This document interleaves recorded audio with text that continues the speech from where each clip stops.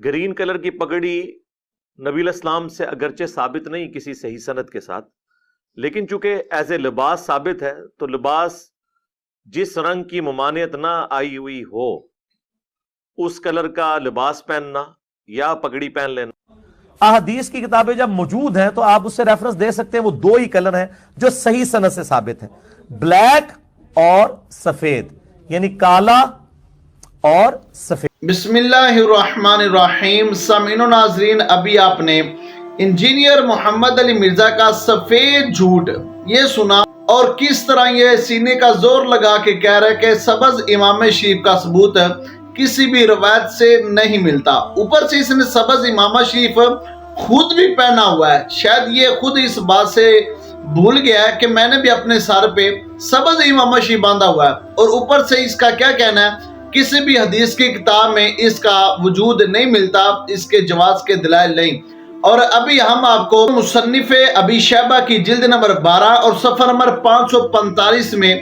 25,489 number یہ حدیث ہے۔ سلیمان بن عبداللہ کہتے ہیں، ادرکت المہاجرین الاولین یاتمون بعمائم قرابیس سود و بید و حمر و خضر و صفر۔ صحابی رسول سلیمان بن عبداللہ کہتے ہیں، پہلی ہجرت میں آنے والے صحابہ کے سروں پر ہم نے دیکھا کہ ان لوگوں نے اپنے سروں پہ کالے امام شریف، سفید امام شریف، سرخ امام شریف، سبز امام شریف اور زرد امام شریف ہم نے دیکھا ان لوگوں نے زیب تن کیے ہوئے تھے، اور یہ مصنف ابی شیبہ کی حدیث پاک ہے۔ اسی طرح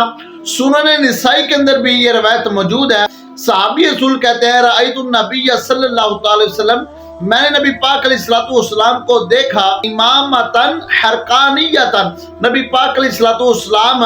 امام حرقانیہ زیب تن کیے ہوئے تھے۔ اب حرقانیہ اس چیز کو کہتے ہیں کہ جو چیز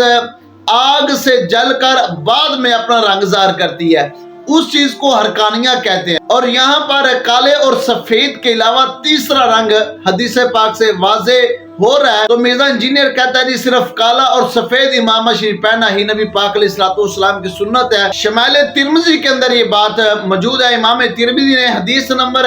111، صحابی رسول کہتے ہیں کہ نبی پاک علیہ السلام نے اپنے سر پر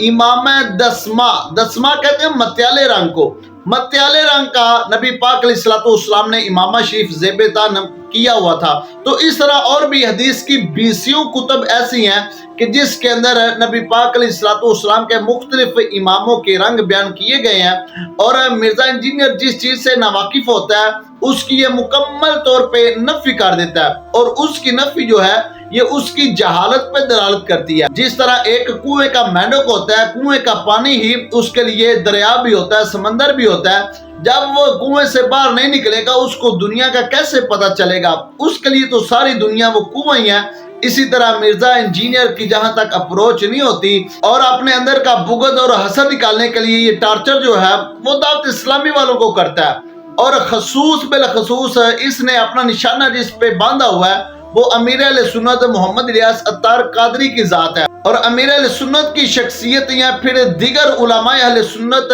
کی شخصیات کو لے کر اس کی مکمل کوشش ہوتی ہے کہ فقہ حنفی کے جتنے بھی مسائل ہیں ان مسائل کو بگاڑ کر جو ہے وہ امت کے سامنے پیش کیے جائیں، تاکہ امت کے اندر جو ہے وہ تفرقہ بازی ہو۔ اسی تفرقہ بازی کی وجہ سے امت مسلمہ ایک دوسرے سے دور ہو، اور جب تک یہ دین علماء کی حد تک محدود تھا اس وقت تک اتنے فتنے رونما نہیں تھے ہوئے، جب تک یہ انگریزی جانور مارکیٹ میں آئے ہیں ان لوگوں نے امت مسلمہ کے اندر اتنا انتشار پھیلایا کہ شاید ماضی میں کسی غیر نے بھی دین حق کو اتنا نقصان نہ پہنچایا ہو جتنا نقصان ان لوگوں نے پہنچایا ہے۔ اللہ تعالی ہمیں ان لوگوں کی شر سے محفوظ فرمائے۔